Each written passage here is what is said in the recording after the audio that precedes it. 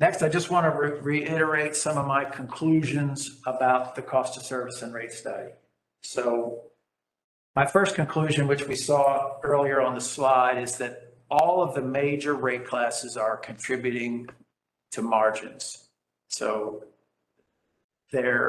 we have a couple of little things that we talked about, but at large, the classes with significant revenues are contributing to margins. They aren't doing so at the same levels. So the single phase class is contributing at a level lower than the system average. And what I call the bigs, or the large customer, the large member classes, are contributing at a level above average.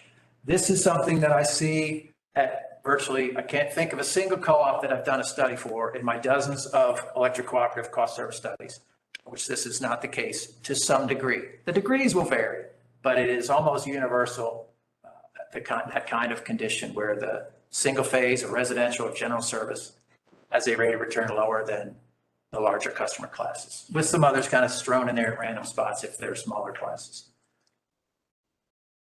Then we had one class on the industrials for which the cooperative has no distribution rate base because there's no investment to serve. They are what we would otherwise call a direct served. So you could not see a return on rate base for that particular class, but you could see that they have a rate of return on revenues that was 10%, which is a healthy number. So I can confidently include them in the group that is contributing to margins, even though the data, you can't divide by zero, so the data doesn't reflect that. And then last but not least, the per unit charges, and we just talked about this in executive session, the per unit charges from the cost of service study show that this customer charges, demand charges, and energy charges in your rate schedules are relatively close to those that come out of the cost of service study. Now, they're not identical, and we don't have to be identical, but the ratio of those two numbers are relatively close to one. They're not wildly different than one, in my expert opinion. And that, to me, is a sign that your charges are largely in line with cost of service. So with those conclusions, based on that, I make recommendations. The first is that mostly because of that last point, because your demand, energy, and customer charges are largely consistent, not out of whack, so to speak, they're consistent. And for the reasons that we talked about in the last board meeting with respect to overall revenues and expected expenditures, as well as some of the uncertainties for expenses, for the PCA, for supply chain,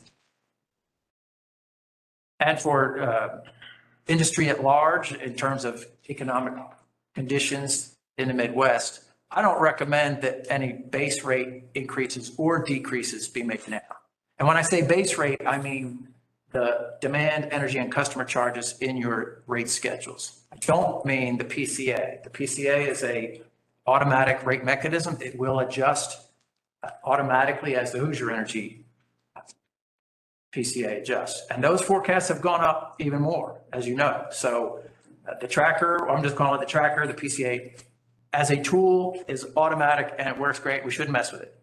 And the base rates, while some adjustments might be warranted on paper, the conditions that the management team talked about last time, I think, offset those concerns. And for now, particularly because all this is forward-looking based on the anticipated Hoosier change, my recommendation will be to sit tight, closely monitor it, but let's let some of these uncertainties become certain, come to fruition before making any hard choices.